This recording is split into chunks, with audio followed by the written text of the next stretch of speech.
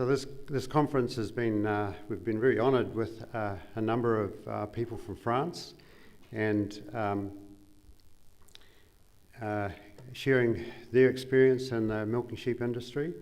And our first speaker is Julie Labatut, who is from the very prestigious Agricultural Research Institute, INRA, and she's studied farmer innovation, genetic practices, particularly interested in the creation of collective genetic assets. She's at Massey for a month as an academic visitor, so welcome, Julie.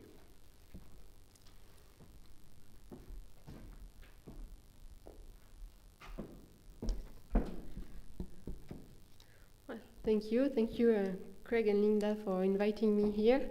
So hi everyone, all my apologies for my English. I hope you will understand me. So I'm a social scientist at INRA in Toulouse, so a rugby city. And I usually help farmers and geneticists to talk to each other. That's my main job.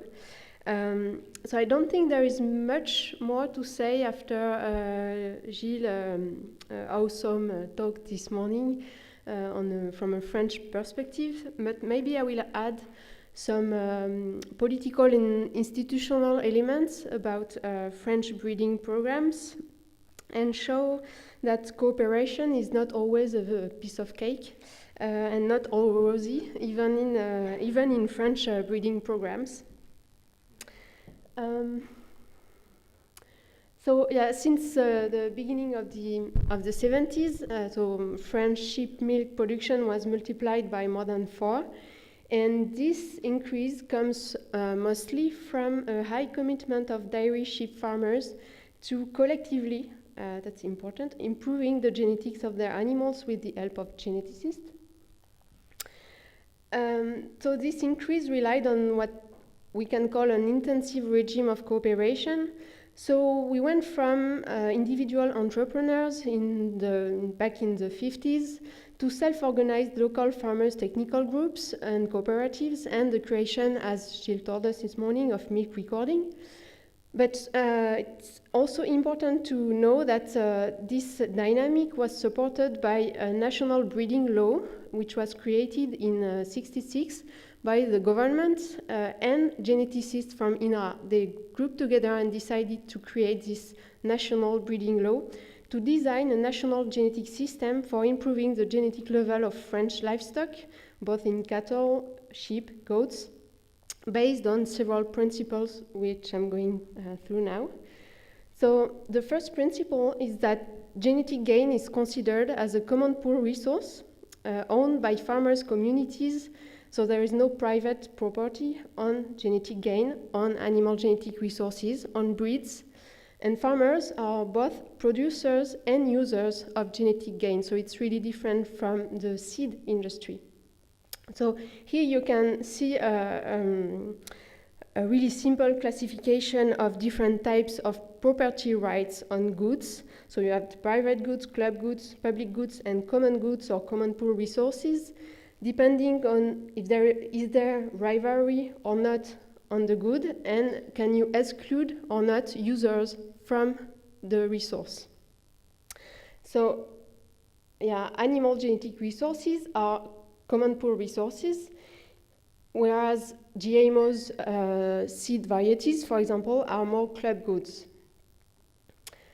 So animal genetic resources can be seen as common goods, but it's both a biological and an institutional construction. It could have been different, but it's like that. And so Hardin, the guy on the top, is the first one to talk about the tragedy of the commons. So he said that it's complicated and costly to exclude users from the resource.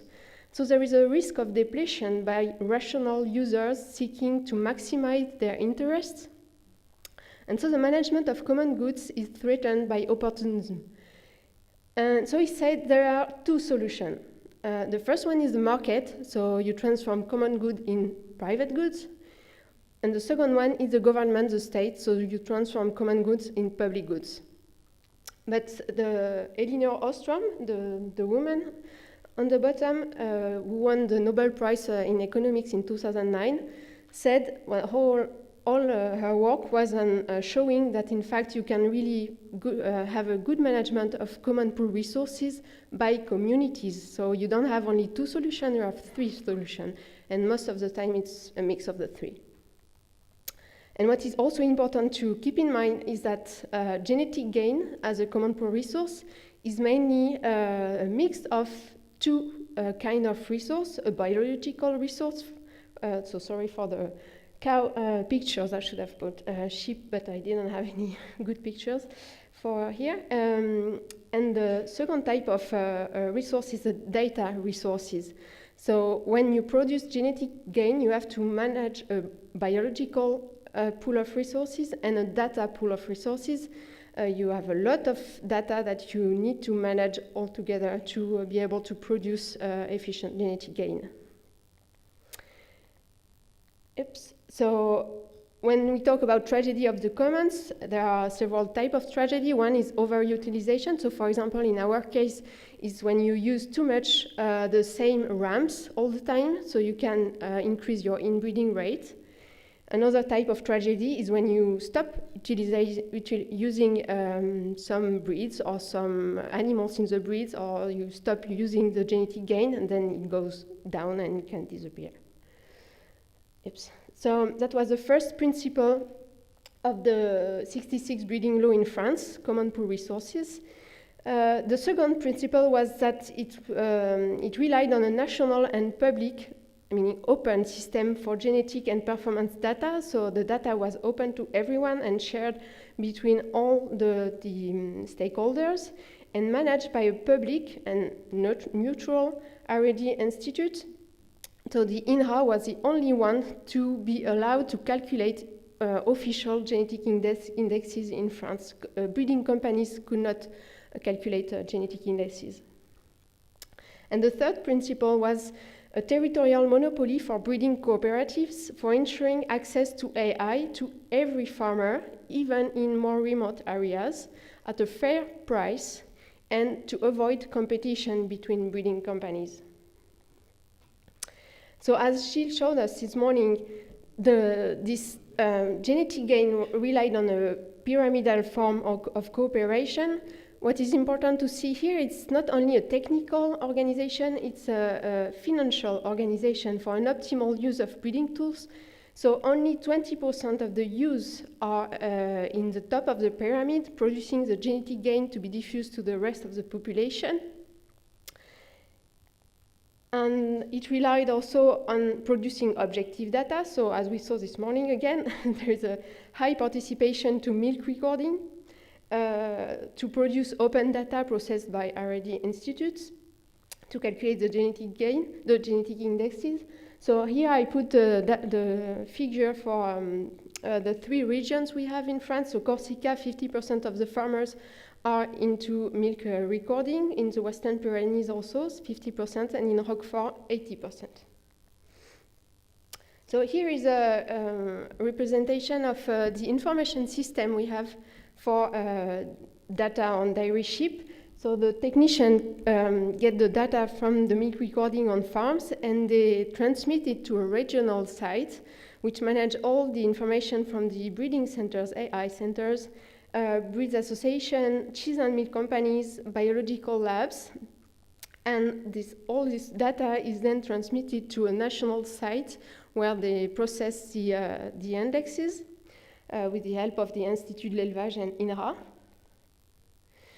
And another very important part of this regime of cooperation was multiplying the proof, meaning doing artificial insemination in a lot of different types of environments, a lot of different types of farms, so that we are sure that the genetic gain that is produced is well adapted to all types of farms.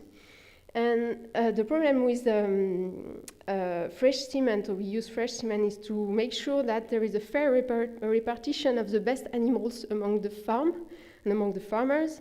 And so farmers do not choose what they get; they cannot. It's fresh semen; they get what they can. But the breeding companies, the breeding cooperatives, make sure that everyone gets a good average of the animals.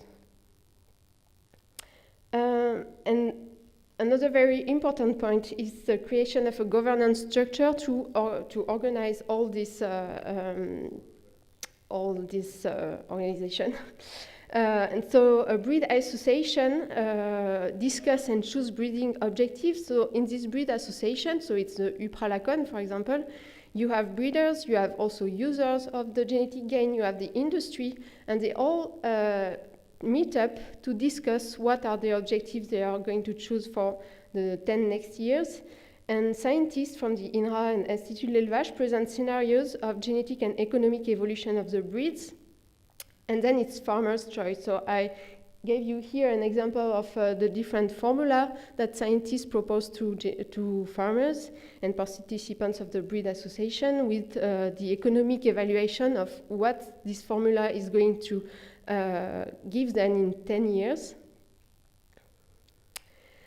But common goods and cooperation can be threatened, as I said, and technical success does not always ensure cooperation among actors. And cooperation is really an ongoing process. So I'm going to give an example to talk to you a little bit of other breeds than the Lacon, because we have other breeds in France. And so we now go to the Western Pyrenees, where there are 3 local breeds that have been improved since the end of 70s. So they have the Manèche Blackface, the Basco Béarnais, and the Manèche Redface. So you have the amount of milk they produce just on the bottom. And so they have the same pyramidal organization for the breeding program, but they had a lot of difficulties. Breeders would develop a parallel market for rams, so they would sell directly rams to the commercial farmers.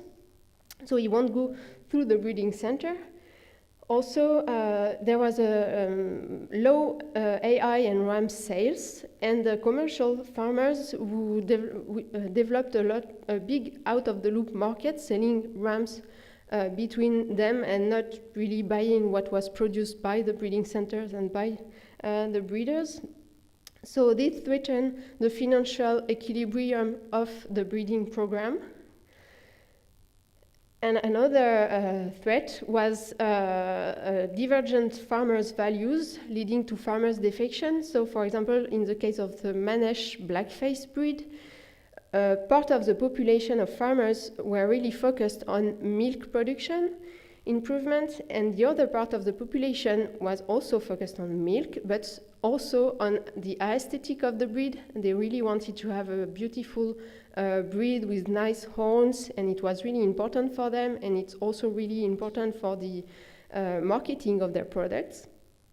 And those two populations almost couldn't talk anymore to each other, and so we had to organize workshops so they could talk again to each other and work again together, because the breeding program was almost, it didn't function anymore, and it did not produce very good genetic gain, so we had to put them again together to renew the cooperation. So here, in conclusion, I would say that genetic gain is a common good. I hope I explained it not too bad to you. And it can be created through cooperation among farmers, scientists, companies, but it really needs a governance structure, and it can be easily threatened, and it needs daily efforts. Thank you very much. So that's a Manèche Blackface.